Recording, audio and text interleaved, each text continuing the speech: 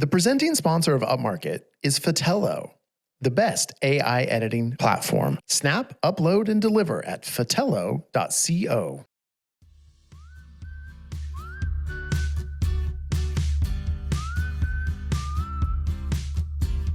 Welcome to Upmarket. We're a podcast about the business of real estate photography and media. My name's Reed Fish. I'm the CEO, co-founder of Upmarket Media. My normal co-host and co-founder, Mark Corcoran, is back in California doing something else.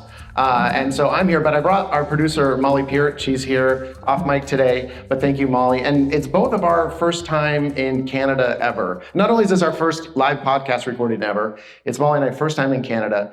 It's been fantastic. It's been like, everyone's so nice. And I got to thank Alex for putting this on, of course, my good friend, Alex Coombs. And we're honored to be here at the Northern Spruce Summit. And I also want to shout out iGUIDE, because we spent the first 2 days here up in Waterloo, Kitchener with the iGUIDE crew. And man, Natasha, Peter, you guys are the best tour guides, the most fun ever of all time. And I know everyone here probably knows that too, especially if you were here for the VIP night. At this point, we all know that iGUIDE brings the fucking party. and they also bring accurate measurements and floor plans. So, and they also make great great swag. I have the socks, so they're very comfy. They fit really well. So thank you for that. So we're here, and what else did I have to talk about? Okay, yeah. I just want to introduce our panel. So obviously we have Alex Coombs of Northern Spruce Media out of Hammertown. I call it Hammertown now. And we have Mike Santos of Santeezy Media in Toronto, and Carly Wojtowicz of Foothill's Real Estate Media in Calgary. So we have an all-Canadian panel for this show. It's very fitting, I think.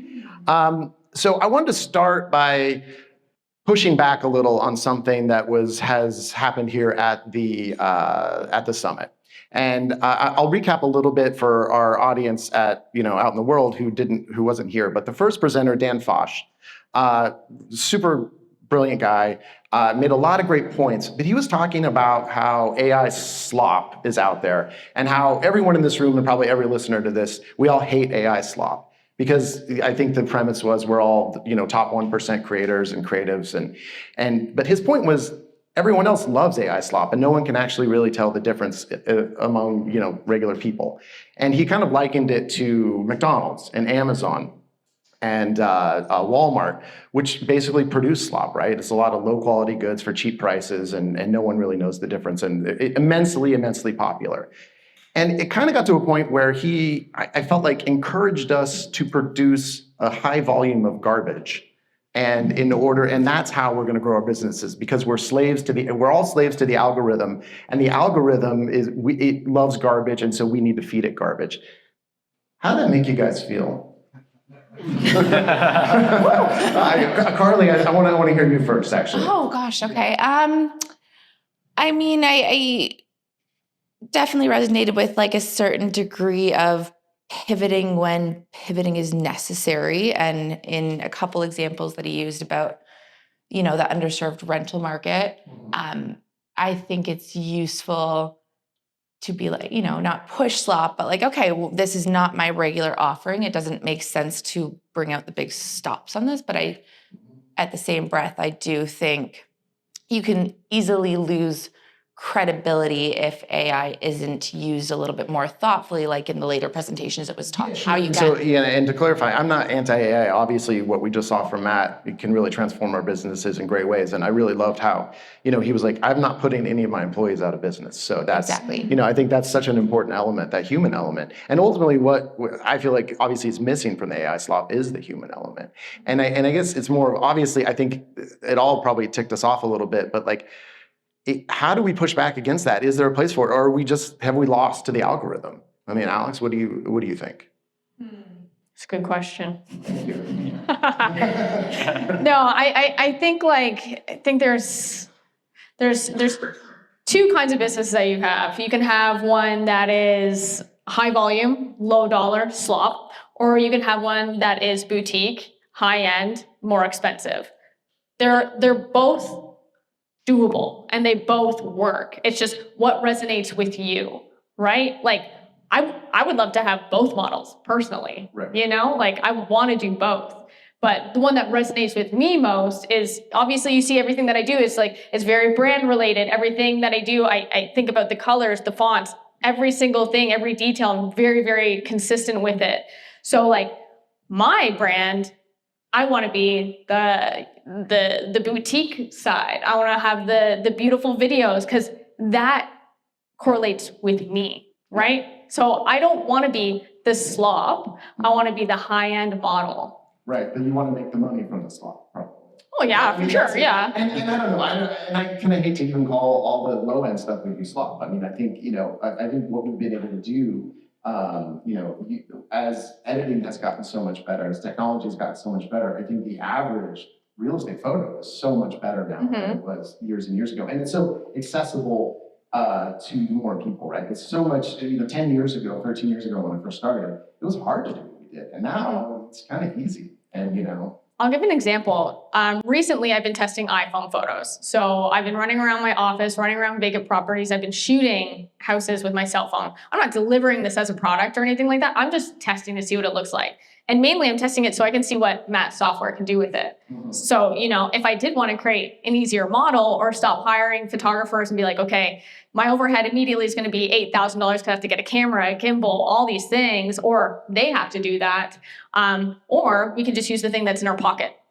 And the photos turn out amazing. Like, I'm not kidding. Like, I posted it on social media, and some people were kind of upset about it, but I was like, I don't care. I'm just testing it. But nobody would know the difference. Like, seriously. And no. Well, and that's the thing is I've always kind of said that we only need to get to 90%, right? The average real estate agent is not going to understand the difference in quality from 90 to 99%. And it's there is that avenue for the high-end architecture work and editorial work, and that's a different ballgame. But if you're talking day-to-day real estate media, I mean, in a way, the photos have never been better, but they've also never been worse because it's like, I know the volume we're doing now, our QC checks just aren't quite the same. I think stuff gets through that might not have gotten through years ago. But I think as technology gets better, we're going to have less of those coming in.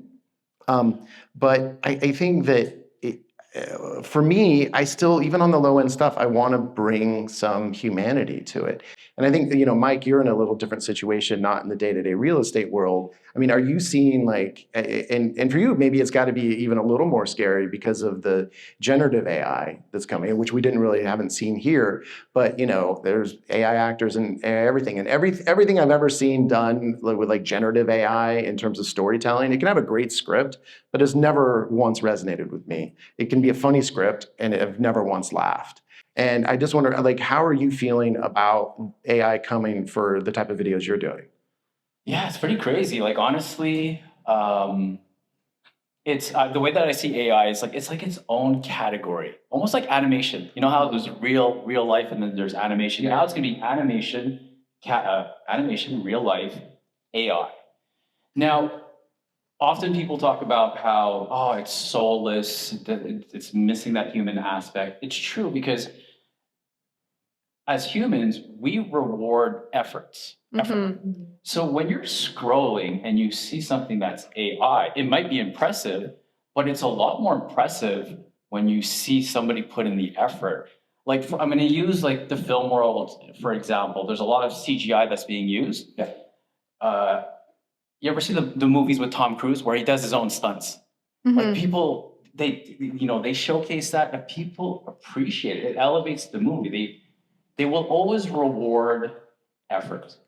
So AI is a tool for us to put out content there, but the human aspect will always be the one that really shines and stands out. So the way that I see it, it is scary. I don't know what's going to happen, but at the moment, I'm trying to adapt as much as possible, trying to incorporate it when I can, and I see it being it's a whole new category. But people like effort, they appreciate that, they respect that, so continue to put effort in there. Yeah, well, the speaker this morning, and I'm blanking on his name, Jesse, yeah. When he had the moment where he's talking about how he's doing like what the blooper, the behind the scenes as the first hook in his videos, that tells me actually that there's a hunger for human elements, right? And that it's only when we see that he is a human being and not a machine that then we're going to want to watch the rest of his video, that it's going to resonate. That the tech that he's using actually, helps tell the story rather than is the story, right? So. Yeah. So like going back to Jesse and the Mission Impossible video that he was talking about, in the long form video that you watch, you hear him talk about how, he could, instead of lifting him up on a crane, he could have just did some AI stuff, but there's no fun in that. Yeah. Like as a creator, like you don't want to do that. It almost takes it all away, it doesn't challenge you. So making him hang from a crane and figure out how to lower and, it's all for a mouse. Let's remember that. The video is for a mouse. It challenges his brain and, people will see that and be like, okay, this guy's good because one, he's not using AI. He's using his brain and like his talent. I think, with that, in terms of, where you're saying kind of as creatives, we want to challenge ourselves, we want to create. But if we're all of a sudden not seeing that it's rewarded or it cannot break through the algorithm and get in front of people, I guess that's what I really existentially worry about. And you just look at 5 years down the road. I don't know that I have a question here, but I'm just like, occasionally I just need to commiserate. Like, God, are you guys all scared as we are? Yeah, it's a scary thing where they start rewarding the slop. It's like, man, we're out here putting our heart and soul into stuff and spending our own money, but then it's this AI simple video. And basically, so much of our businesses are dependent on Meta. I mean, basically, right? If we're growing business off Instagram and Facebook and everything, I mean, one guy controls all that, and so kind of whatever he wants is what's going to go. As long as it's engaging eyeballs. I mean, that's the thing. Well, I did.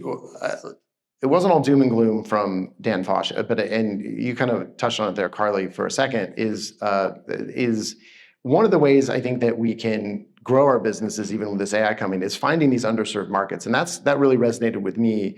As like I've always noticed that like rentals are not. No one's using a professional photography on it, very few people, because the commissions aren't as high. And so I think what was really interesting about that is how using technology like iGUIDE and hearing that actually people don't want to really necessarily see beautiful photos of apartments. They just want the data.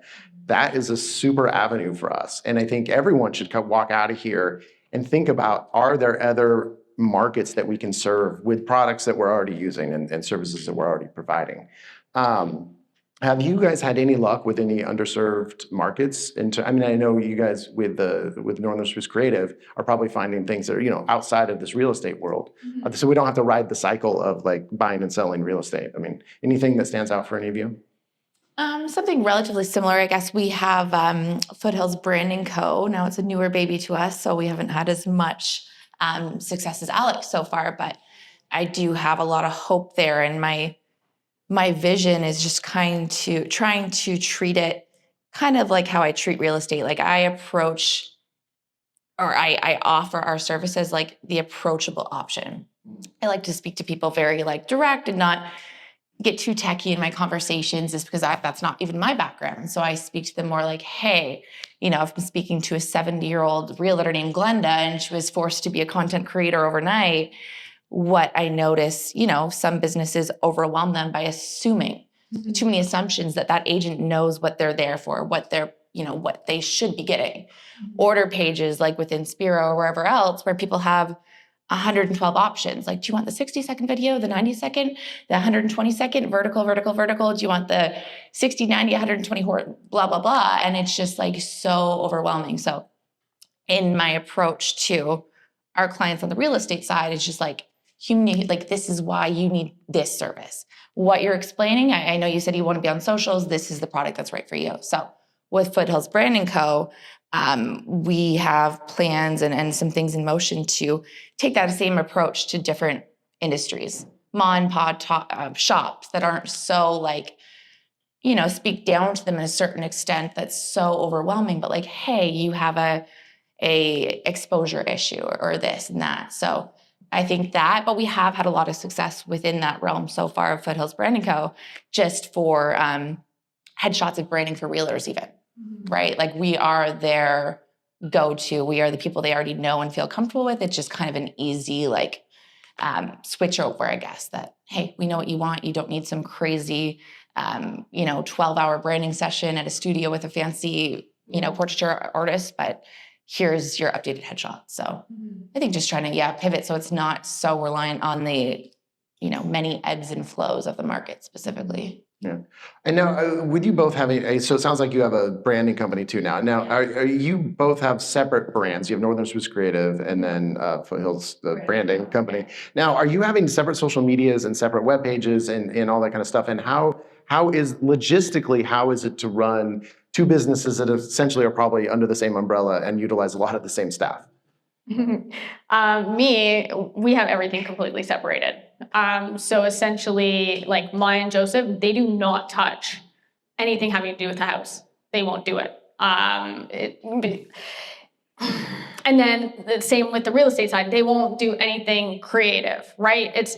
They're specialized in what they do, and they're experts at what they do. And I don't want to crisscross that. I did at first, like I really did, and it was messy. It became super messy for us, and it also became messy for the realtors because they were getting confused by, okay, if it costs this much to have a house shooting a house, it must cost this much to shoot, content. And it's like, no, it's very different, right? So we did draw a hard line on that. So we do have 2 different social accounts. We do have 2 different websites, and we have a whole different team. Yeah. That's interesting. Yeah. Ours, I could see that's just an interesting perspective because I think we'll land on that eventually too. But initially, I wanted the exposure from the crowd I already had on the real estate side. So right now, when you log onto our website, it's like a pop-up immediately. Are you here for real estate or are you here for branding? So I could see wanting to separate eventually just for, ease of use. But right now I'm capitalizing, I guess, on the exposure I have for the one for the other. On the business side, do you have a separate business? Do you have a separate like DBA or corporation? No. So all like it's all. It's very easy just to like have that idea late at night, like I do with my ADHD, and the next morning implement it. But Yeah. Well, and I think that's interesting because I'm thinking about too as we are trying to find these underserved areas that a lot of it is. If we are using tools like iGUIDE and finding spaces that just need measurements, it's like it's also a different team. We can have a different team if we're serving those markets, right? Because you really don't need the skill set of photography. I mean, it's kind of being less and less that anyone needs the skill set of photography to do real estate photos.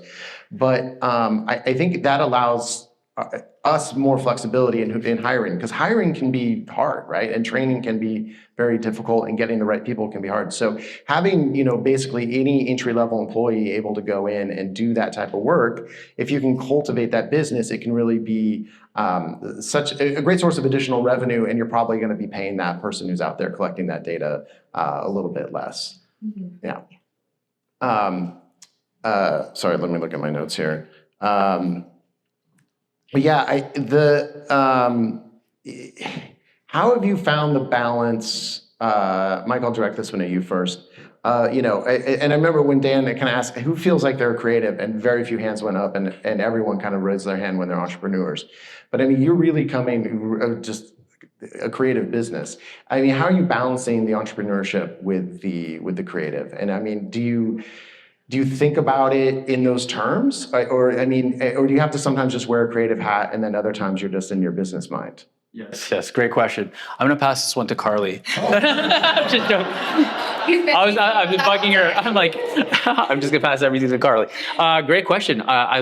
Yes, when it is something where as creatives, our heads are all over the place. Mm-hmm. We're trying to balance multiple things. And that's one thing I learned is to really find somebody that complements that side of things, the more organized logistics, mm-hmm. Because I am more all over the place. I am more creative.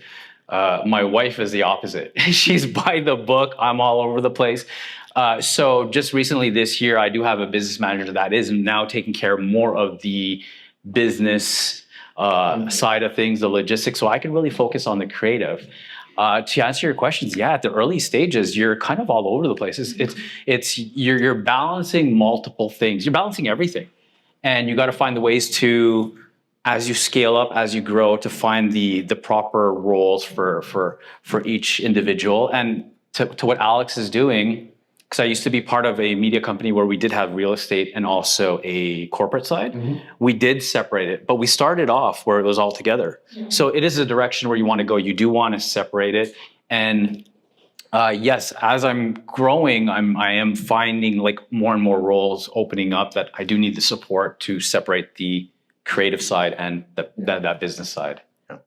Yeah, I mean, it's very hard in the beginning. I mean, I know for me, I was not a business person. I was just like, oh, I'm a creative. I need to make a little extra money. So I knew someone who did real estate photography, kind of trained me, and I was like, okay. So I went and did it. And those first few years, the business grew because it did good work and showed up on time and all that. But like the business wasn't really healthy because I didn't know how to run a business. So having that entrepreneurship side and learning about that is really what enabled me to be here today, because the business just would have failed without thinking about it. And so I really think when we are just starting out, when we are the solo shooter, that making sure that we are thinking about and anyone here or listening is thinking about the business side, but to really make sure you're thinking about the business side, your accounting and your profitability, and all these types of things. Yeah, absolutely. Yeah. Yeah. And then into really focusing on what you're good at, right? And as you scale, right? And I had to get out of the field because I couldn't handle shooting anymore. And our journey, if there are people who aren't listeners to the show, is Upmarket Media was really formed 5 years ago, even though I've been doing this 13 years, when Mark, my business partner, and I merged our businesses together. We were each other's biggest competitors in our market. And Mark is like the best guy, like he's a super chill Kiwi. And we really have different skill sets, and I think we really complement each other. So that's been really great. So he can really do more of the operation stuff, and then I don't really know what I do. I just come up with the big dumb ideas and then I make a podcast, and But like Alex, what have you been able to do as your business has grown, in terms of like what do you want to be doing, and where are you best served, and how have you been able to find people to do the stuff you don't want to do? Oh my God. Honestly, my team is here, like almost all of them. And I'm just, if it wasn't for them, we wouldn't be here today, to be honest. I'm the type of person that's like, if I have an idea like this event, I'm just like, we're going to do it. Like, we're just going to do this. Or, I bring it to the team right away and I'm like, how are we going to do this? I recognize when, we need something or we need someone. Like right now, we need another video editor. We really do. So I pulled Felipe aside yesterday. I was like, we'll hire one literally next week. That's our main goal. So I'm good at delegating. I'm really good at it because, I know where my weaknesses are big time, like operations. Huge weakness. Sarah's great at it. So I'm like, Sarah's operations. Manuelita's really good at answering the phone and doing the emails. So I don't want to do that anymore. But as I grew, I was like, okay, these are the things I do want to do, which is I do love doing sales. I do love doing presentations, and I love being like the face of the company. I love doing the social media stuff. So that's what I like to do. But I mean, for me, it's recognizing what you don't like, delegating it out, and whoever the expert is, make sure that they're obviously taking care of it. Yeah, it's that old first step of when you're starting to scale. It's just write down everything you do, and just if there's something that you don't like or that someone else can do, then don't do that anymore. Find someone else who can do that, and only do the things that only you can do. Is really the way to grow. Interesting, because I think a lot of people, not myself, because I'm like Alex, I love delegating like very early on in the business. I'm like, okay, I'm not doing this, or this, but I think something as the business changes and grows that kind of relates to that is not just within your own self of choosing what you want to focus on, it's having those boundaries too, which I find is just as difficult, right? Like there's still clients that are going to ask, hey, Carly, can you come shoot the house for me? Like, no, absolutely not. And that's not an easy thing to do in the beginning, but learning to like really set those boundaries for yourself, or like time blocking, right? I'm going to do this within this period of time, and it doesn't matter what comes up, what fires should be put out, or what, shoot comes up and they're asking for me. It's like, this is the time I've dedicated to work on the things that are within my skill set or, do bring me joy. And yeah, just like you, me and Justin are a perfect like complement to each other because he has a whole set of skills that are like not up my alley and vice versa. So Yeah, I think we're both in the same boat where if we ever somehow get a request for us to go photograph a house, we'd say, you actually don't want that. It's like everyone else on our team is better than us, right? Yeah.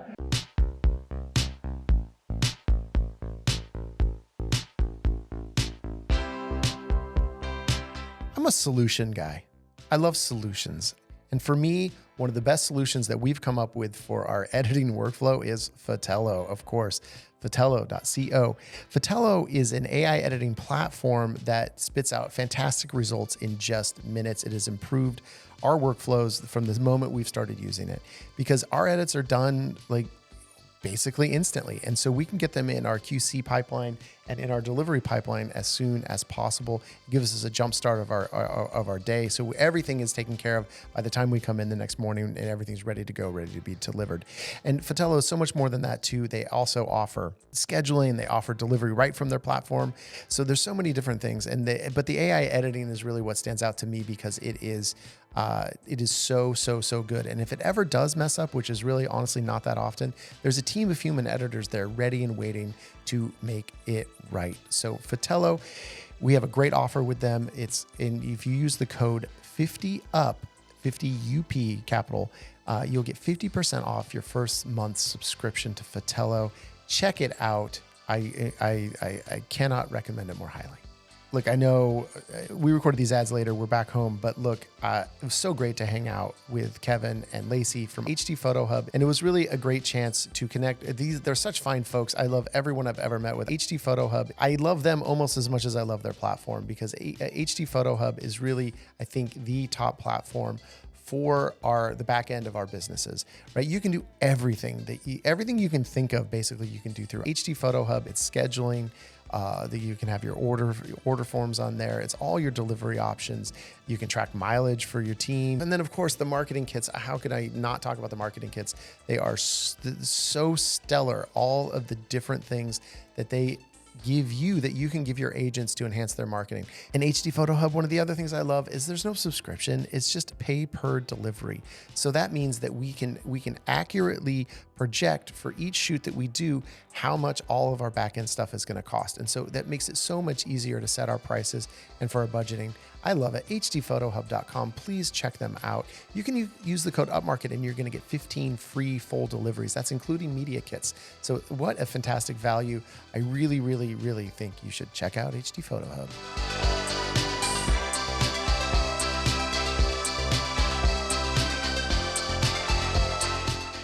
So I want to pivot for a sec. Every week in our show, we do our social media sidebar in the middle of the show where we talk a little bit about social media. So fuck it, let's do it. So let's talk social, and we'll just do a brief one, but is there, I guess I have two broad questions. One is what's working on socials for you guys right now? What type of content? Unpolished, personally, I really put a lot of focus on. I think it's important to have very intentional content too, especially when you are trying to help agents to establish their brands. You want to kind of practice what you preach to a certain extent too. But especially when we were really early days trying to grow, so many competitors were just their social presence was just houses, photos of houses that they've taken. Wow, that's super interesting. We all see you can take a photo, congratulations. But who are you? What are you about? How do you like to run your business? And why should they want to work with you? So I really, and I mean, not everything I posted was groundbreaking at all. Sometimes it would just be me rambling on, hey, it's a sunny day, I'm walking into this house. But it did help, my clients and ideal clients be oh, she's a real person. And yeah, she can take pictures of houses, but she's funny, annoying, whatever label they would attach to it. I was still somebody human. And so anyways, that's something we still prioritize is I think it's the old swipe test, right? If you swipe up once and you don't see any human on there, yes, yeah, not interested. You can't just do pictures of houses. Yeah, you guys want? Yeah, just putting yourself out there. Don't be scared to do it. It's great, especially nowadays with this whole digital world of AI. Put yourself out there and showcase that authenticity. I think it really helps to show your expertise will shine. You know, talk about what you love to do. Talk about what you love to do, what you're great at, and you're going to see that you're going to connect with different individuals. This year, I started to, you know, I'm sure a lot of us go through this as creatives. We're like, oh, we like the polish. Like, oh, no, I can't put that out. It's got to be perfect. So I separate. I create two tiers. The perfect one where like my clients can like that, they know that this is the type of work that I do for them. And then I have like the more raw organic one, and I separate the two. And having that mix, I find it creates that connection as well, clarity. They know the type of stuff that I'm offering, but the human side is also there. So I do both. And I feel like this year, me putting myself out there, yeah, a lot of people, I mean, Alex reached out to me and I don't even do these talks. She's like, Mike, come on stage. I'm like, okay. So it opens doors and you never know who's watching. And the reason why I asked you was because of your social media, honestly. He does like a lot of BTS stuff too. And I like to see what the shoot looks like. You know, yeah. I like seeing that BTS shot with all the stuff everywhere. I'm like, that's so cool. Yeah. So I was like, man, you're super talented, so that's why I asked you to be here. Yeah.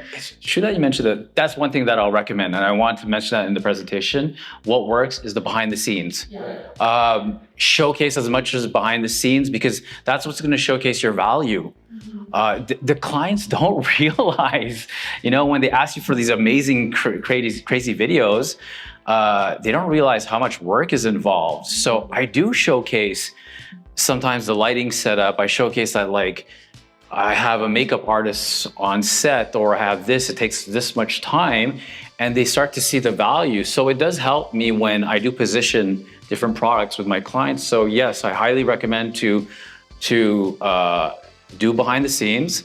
Keep it simple. I have this Amazon tripod. We did it when I was drunk, having drinks. I just put it out there, I put it on a mic, and I just record stuff. Mm-hmm. And you get content. You just your virtual meetings, your meetings, anything. Document and put it out there. The BTS, I think, also is a great point, just not even showcasing your worth, but like the approachability factor as well, which I already mentioned. Like, it could be the opposite extent where it seems so like crazy and overwhelming to them. Like, I'm gonna shoot a video, and they might be of a different generation. That's like crazy to them. But if you have a quick snippet of like you laughing with a client and a blooper, and like you're helping with the scripting, it's like, oh, okay, this isn't so bad. I'm going to get out my own way and give it a try. So we like BTS too. Yeah.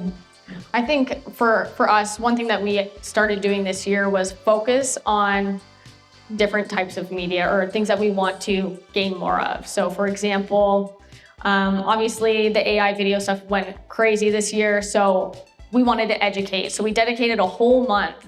That's all we posted was AI stuff, but educational. So we would show them the process. We got Felipe on camera explaining it, and we got so many leads from that. But not only do we post it on social, but we send it through our emailers. So all of our clients are getting it through their emailers. It's being sent on Instagram. So it's kind of going everywhere. It's going on TikTok, LinkedIn, YouTube, whatever it is. Like, we hit all channels. So yeah, AI was a focus. Right now on our creative side, we did 46, I think maybe events last year, shot 46 events. We want to grow that number. So this month, all May, is events. We're just posting events after events after events, so we can gain more eyes on what we do for events and hopefully turn that 46 into 86. Well, you did mention TikTok. You guys, is everyone on TikTok too, or are we just Instagram? TikTok, yeah. What about, show of hands, who has, for the real estate media company, who has TikTok accounts that are active? Very few. Yeah, yeah. So yeah, Molly, do we? I'm trying to figure out. Okay, good. Yeah, check it out, definitely. Okay, let's not talk about social media anymore. End of the social media sidebar.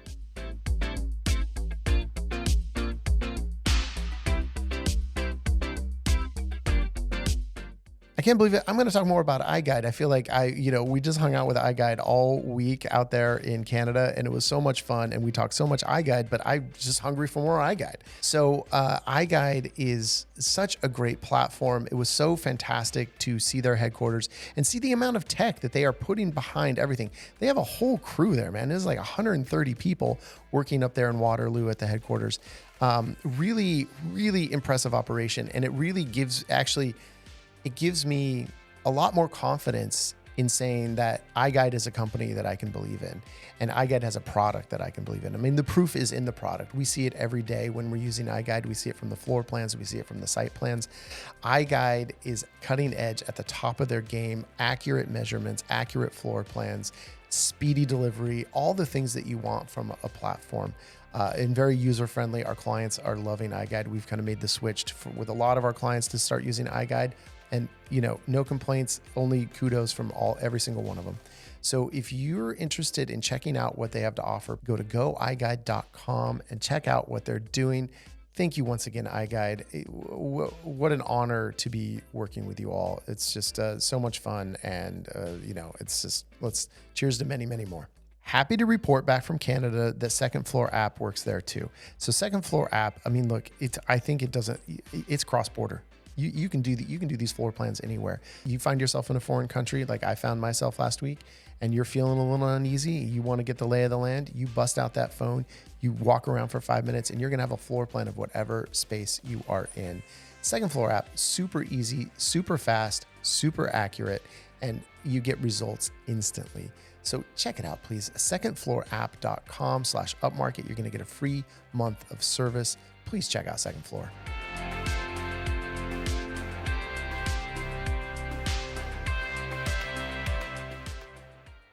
The other thing I did just really want to talk about a bit, and we'll kind of see where it goes, is really the function of this event and the function of any PMRE, of the Spiro Summit, or where all these events that have been happening for real estate media meetups, and where it becomes really about community over competition. And like how, and I guess Alex, the thinking for you behind this event, this inaugural event, like I know that was kind of at the core of what you wanted to do, and why is that important? Especially when I know a lot of people here. It's mostly Canadians, and there's a lot of people in each other's same markets, and that can be a little weird, right? So what was the thinking behind it, and why is it important? I just wanted to create community here. I really did, because it lacks here so much. And when I go to the States and I see all these Americans like, oh, friends, and I'm like, fuck, I'm Canadian, and like I have no friends in Canada. So I really wanted to bring that here. But the other thing too is I like seeing people be successful. And, I'm going to the States and I'm learning all these cool things. I get to hear Matt talk multiple times. I get to learn from like Mike, Dustin, everybody. And it's, it's hard to grow your business if you're not talking to other people in the same industry. It's also just, it's so shut down here. Like if I look around, I don't really have any competitors here at all. And like I looked up how many real estate media companies are around surrounding area of Hamilton, and it's 125. And I have one person here. Yes, I have one person here. Yeah.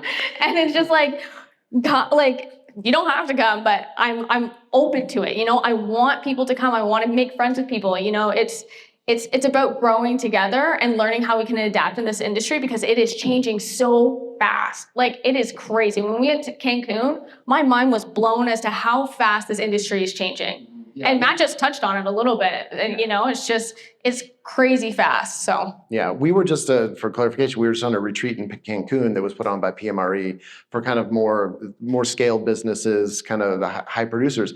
And yeah, it was like 4 days with 20 people, and so it was really, really intense. And it was really, the power of that is so huge. And this is what I love about this event, is it's a little more intimate than PMRE, which is I love to death, and I recommend everyone go.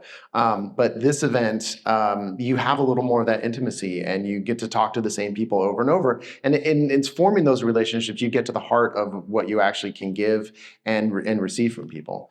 What do you the networking though? Like the networking is probably the most important part. Like, yes, the talks are great and you're going to learn from it, but it's talking to the person beside you.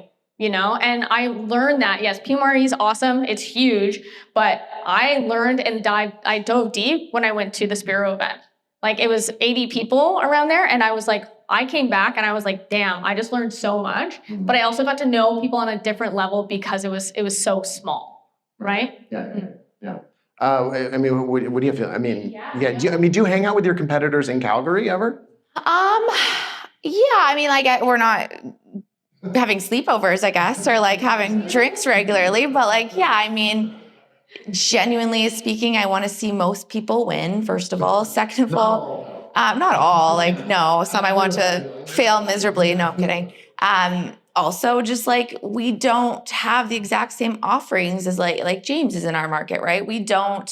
I don't look at him as a competitor, not in like a bad, just totally different. Like our videos, our cute little $500 videos are not to the same extent as James is, right? So if somebody comes in with some big, crazy, elaborate scheme and is wanting something that it's just not within our workflow, great. I'm going to hand that referral over, and then that makes me valuable too, of not just like, oh, I don't know, we don't do it, but hey, this is somebody I personally know and can recommend.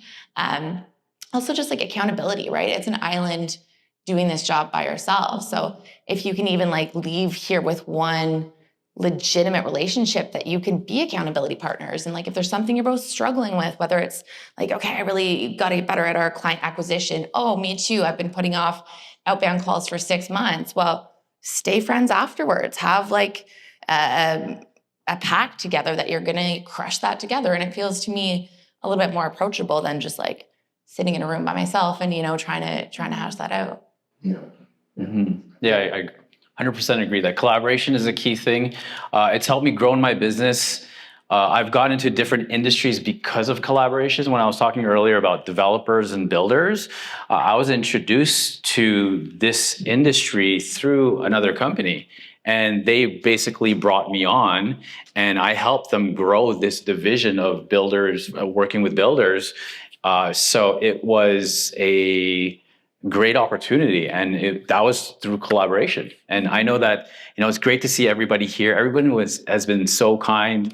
It's a lonely game out there, so continue to do these type of things. Get out there, because it is lonely, and a lot of highs and lows. So you never know what people are going through, and it's great to see everyone super supportive. Yeah, and we've talked about that a lot, how the life of the average real estate photographer is, brutally lonely.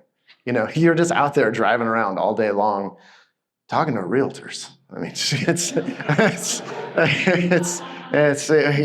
We got to have a realtor dig on the show every episode. So, but I've also found sometimes I don't shoot anymore, and that can be lonely too. It's like you actually don't see as many people, and being at the office can be lonely. So I think having just other humans around is actually what makes this fun, and what makes it and what makes it worth it. And especially as our businesses have scaled and we have teams now, I think the greatest satisfaction that for me is like seeing our team thrive, and to see Molly out here. It's like amazing. So cool. Yeah, and I know, and your staff, the amazing work they're doing here. And that's like, God, man, that's like their successes is our success. And so when they succeed, it's good for our business, and it just feels good.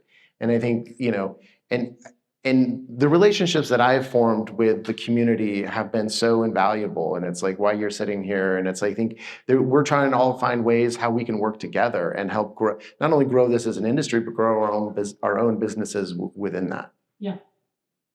10 heads is better than one too, right? Like, getting this many smart, innovative people in one room is just like something good is bound to come out of it. And different skill sets, like, funny little me thought I was an AI wizard with my ChatGPT. Is like, God damn, I was humbled when Matt was up here. I'm like, I'm going to see myself out now. But things that I would never know. No. Well, and there's always these new skill sets that we need to have too. So all these conversations help because we're all at these different levels in our businesses. And when I was in Cancun, I pulled, Dustin McKibben is here, and then Alex Aaron is not here, but those two guys have really expanded their geographic base. So they're more regional companies rather than just like in one location. Like my business is kind of half of one county. And we were able to just sit and pick their brains on how do we actually expand our geographic area. And I think, there's so many different elements that so many people know more than I do about, but they're all the things that that's the path for me to grow our business is finding out those things. So it's just, I can't speak enough about it. Yeah. But doing that, takes action. Yeah. So that means it's time for action items. We end every show with action items from every guest. So it's one simple thing a real estate media professional can do to help grow or streamline their business. Carly. God, I was like, about to take a sip. Oh, that's a good one. I would say kind of on what I guess I was already talking about, just in the theme of like, there's been a lot of great speakers leaning into helping agents with their brand and everything. And back to what I said about like, it's so important that we show that in our own social presence. Again, like it's just, if there's nothing to intrigue that person to work with you, you're a vendor and you're not a creative partner. So I would say action, like give yourself a little audit, look at your own social presence, look on your Instagram, look at your last 9 posts. If a new person just landed there today, is there any big pull or draw? Like, oh, I need to learn, I need to meet this person, or this seems like a very genuine fit with my, like if there's nothing there telling that story or that narrative, and it's just like, I photographed this house and this house and this house, that's an issue. So I'd say work on that, fix that, get something that tells your story, pin a video, your own intro video of like your origin, why you do, what you love about media, sell your story, I guess. Right. Agreed. Thanks. Yes, I would say, events like this, it's easy to attend and get inspired, but if you really want to make a difference, start taking action. So whatever you've learned in these few days, whatever relationships you've built, take action on that. So it is one thing to show up and be very supportive, but walk away from here with that knowledge and put it into play. And I think that would be my advice. Yeah, that's good because I usually don't do that. Time to action is huge. People like Alex, like they're not thinking about it for 6 months, right? It's like time to action. I've noticed the most successful human beings, like the time to action is like incredible. It's like they mention it, you're still thinking about how I could, go about this idea, and then that person's already done it. Like you're still, it's still easy, beginning stages. So it can be hard. You leave these events and you feel like your heart is full and your brain is full of all these ideas. And then you get home and there's just all this shit you got to deal with. Yeah. And so it can be really difficult to actually put this stuff into play. And especially this one where we're coming in and it's like, this is the start of, or it's already busy season for almost all of us, right? So you're going to get home and there's 10 fires you're going to have to put out probably. So I think it's really incumbent on you to try to just carve out some time to put some of these things that, your biggest takeaways from this. And, and a lot of it is probably going to be what Matt just talked about, but take the time to do that. And I think it's really going to help. Yeah. My action item is just, you have so many incredible people in this room. You have iGUIDE, you have Spiro, you have HD Photo Hub, you have Auto HDR, you have Core Media. You heard from all these people. Take something from them and implement that into your business, whatever it is. What is your top 3 biggest bottlenecks? Figure out what number 1 is out of the 3 and change that. Delegate something off your plate. Like that is a huge thing. And that's how you're going to grow and scale, is once you start delegating things. So I would say have more conversation if you haven't had any already, and figure out what your business needs, because you have amazing vendors here right now, and that they can help you, and they can help you a lot. No. Fantastic. All right, I guess that leaves me. So I think this is like show 125. We've given a lot of damn action items, and I know that I've repeated some, and I'm going to repeat this one. I know I've done it, but it is find some community, and I know everyone in this room has found some community, and I just want to. It's so it's so important, I think, for all of our listeners, all of our viewers, to find some community in this industry. It will make your life better. It will make your business better. And it makes the world. I mean, not to be cheesy, but it makes the world better. I mean, it's like crazy shit out there, man, and we all need each other. And I think the more we can, help build each other up. I mean, the rising tide lifts all boats, and we all have a boat, and let's all rise up together. So, thank you. Thank you to Carly, Mike, Alex, everyone in the audience, all of our viewers, listeners at home. We're gonna, if you're watching this on YouTube, which you should be, we'll flash all of our social media handles on there. But please follow the podcast. We're on YouTube. Anywhere you listen to podcasts, you can subscribe. If you are here at the summit, our swag bag got delayed by FedEx, but we do have lip balm, and you call them cozies or koozies? The cozies, I think downstairs. Make sure you grab one of those. But I just want to thank everybody, thank all of our sponsors and all of our audience. We appreciate you all, and thanks so much for our live show. We did it.